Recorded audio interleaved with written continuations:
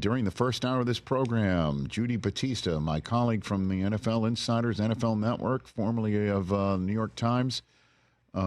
She's as locked in as anybody on what the inner workings of the National Football League are all about. Now, the Combine isn't just for the prospects to come to town. Agents are there as well. The NFLPA meets with the agents. There's a meeting of the competition committee as well. They're there. Everybody uses the Combine as a sort of kickoff, reset, all that sort of business. And Troy Vincent, the head of football operations, let it be known that there is an unnamed team, according to Judy Battista, an unnamed team interested in getting rid of the Tush Push. And it does appear that they'll have to reveal themselves, which-ever team this is. Oh, you got to reveal. Well, you do. You can't just you can't be like the masked team. You can't anonymously forward a proposal. Who can it be now? All right, we need a top 5 of who we think it is. Yes. Which team is like, we've had enough of this, and we're going to put our name on it, and we're going to we're going to put it out there that we are done with this stuff. It's not a football play, whatever. I don't know what the sense is, that it's not a football play, or it's boring, or it's unstoppable, whatever it is. I see this as a TV show, The Masked Team. The Masked Team, says Mike Del Tufo. It is 100% the Giants, and this is payback for how good Saquon was this year. Interesting. I like it. I like Brockman's You want to theory. chime in? You want to chime in, T.J. Jefferson? You want to chime in who it is? I would chime in, but I'd really like to be able to sit here and look to see who they've used it the most against. Yeah, no, that's what I was I like thinking. it. Research. Because I don't have those stats. The Giants might want to be a little Richard the King Petty about this, sure. I see the Chiefs. It could be. Did you see in some of the reviews of the Super Bowl, Chris Jones lined up sideways on the Tush Push? Oh, yeah. Where basically he and then try to utilize his outside foot as leverage of just using his entire length of his body, not the width of his body, the length of it. Guess what? Didn't work. Which is this point as well. And Jim Nantz, again, went on What the Football with Susie Schuster, Amy Trask, Tuesday after the Super Bowl. And, Susie's like bringing up with him, you've called more games, for Mahomes than anybody else. What's your thoughts on that? And he transitioned himself to let's get rid of the Tush Push.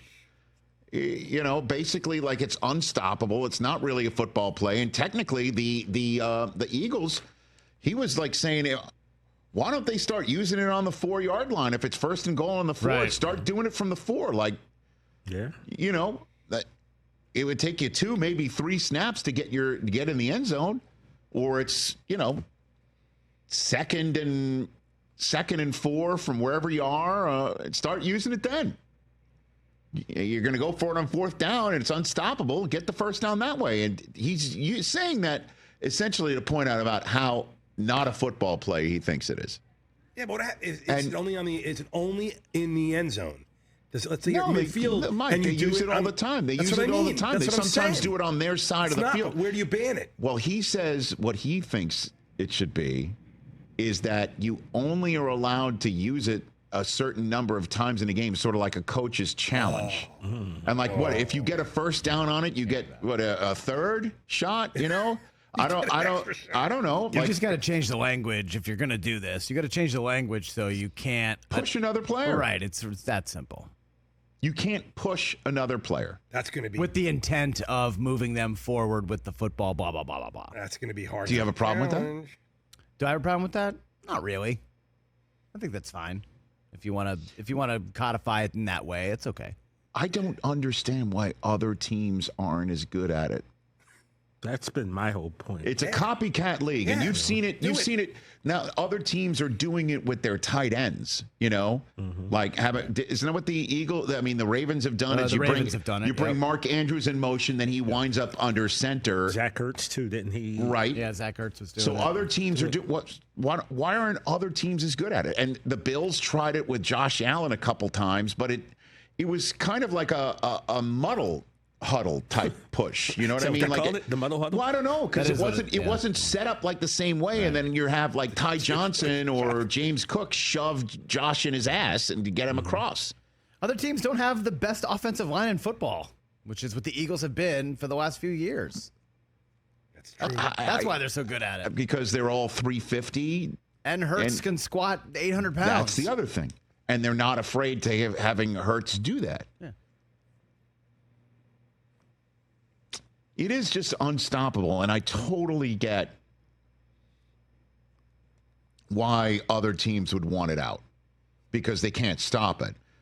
But in terms of just seeing them set up for it, it's the only excitement is, can it be stopped?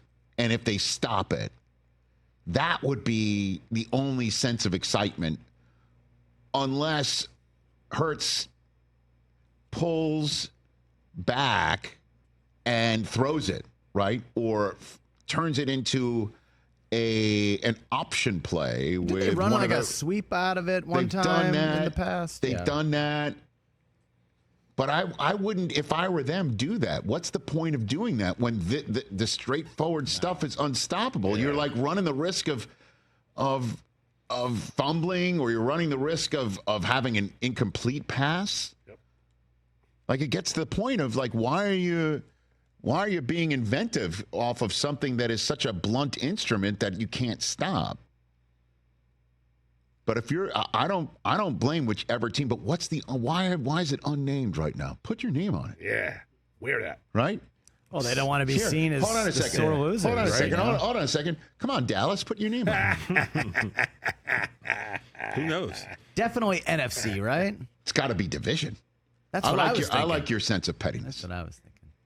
John Mara's like, I'm sick of the meme of me with my head in my hands, know, right? From Hard Knocks. But in order for it to reach the level of the owners voting on it, the members voting on it in the last week of March, somebody's got to put their name on it. It's got to be a team or teams, plural, proposing this rule. For instance, I think, was it the Eagles that were the ones that also are trying to come up with an alternate to the onside kick, which is another... According to Rich McKay, who runs the competition committee, he's saying that is under consideration again.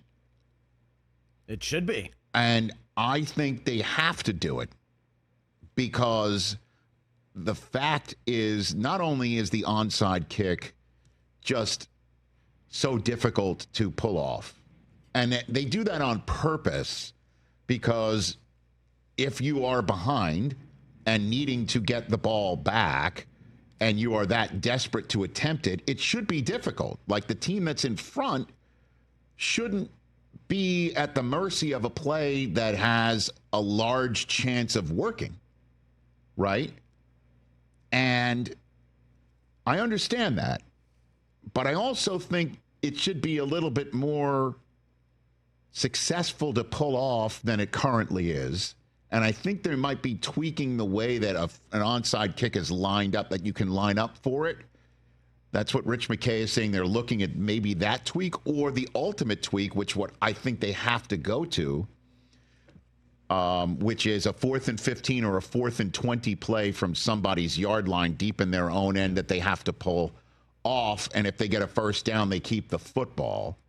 And the reason why I think they have to go to that is because under the new construct of the dynamic kickoff, you have to declare, I'm going for an onside kick. And not only do you have to declare you're going for the onside kick, there's no element of surprise anymore. And only in the fourth quarter. You can only do it in the fourth quarter. That's and we crazy. saw that in the Super Bowl this year, is that the Chiefs were on the wrong side of the fourth quarter. They were deep in the third quarter, and they couldn't go onside. The game was over. But there was a time in the Super Bowl where the game was over, or they were getting desperate in the third quarter and were unable to do it. So if you're not allowed to do that until the fourth quarter, even in the playoffs, even in the ultimate game, let's come up with something else where it is punitive to the team to attempt it, and also a large, a better chance of it being unsuccessful to benefit the team that's way in front.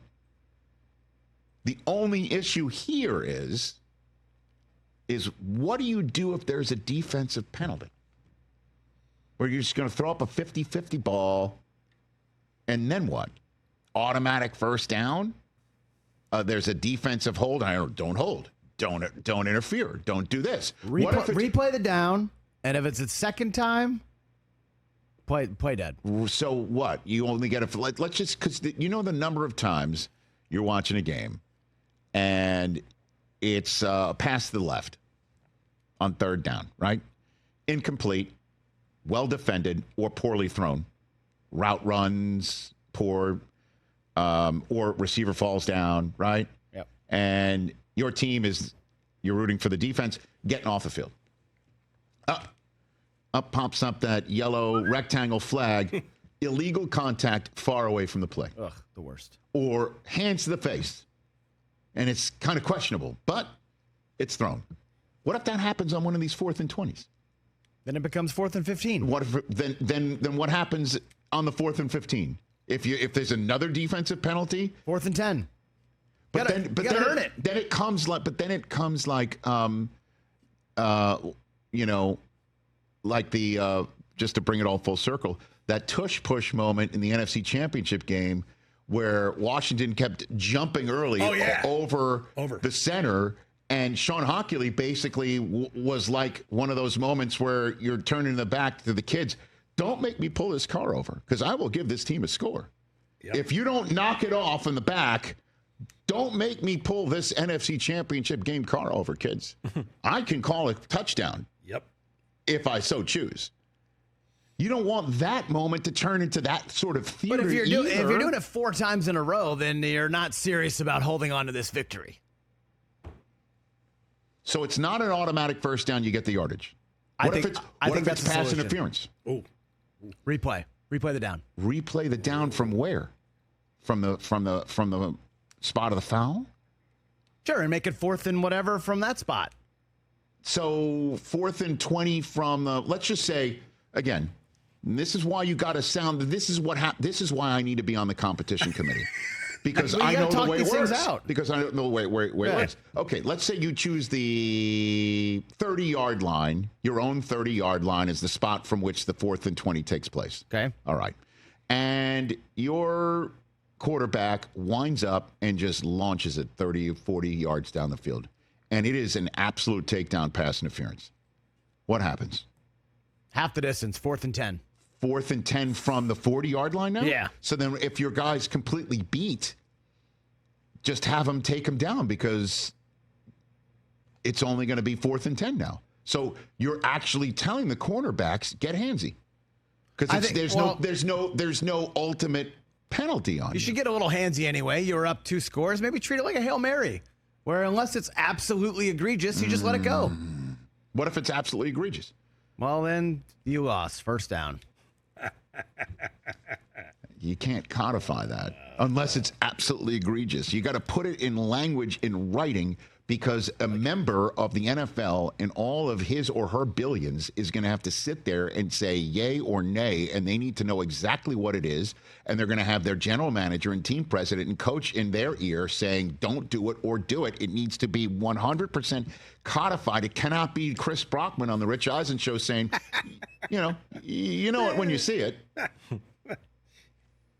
It's better than what is happening now, where less than 5% of the time onside kicks are recovered, and the Chiefs had no chance to come back in the biggest game of the season.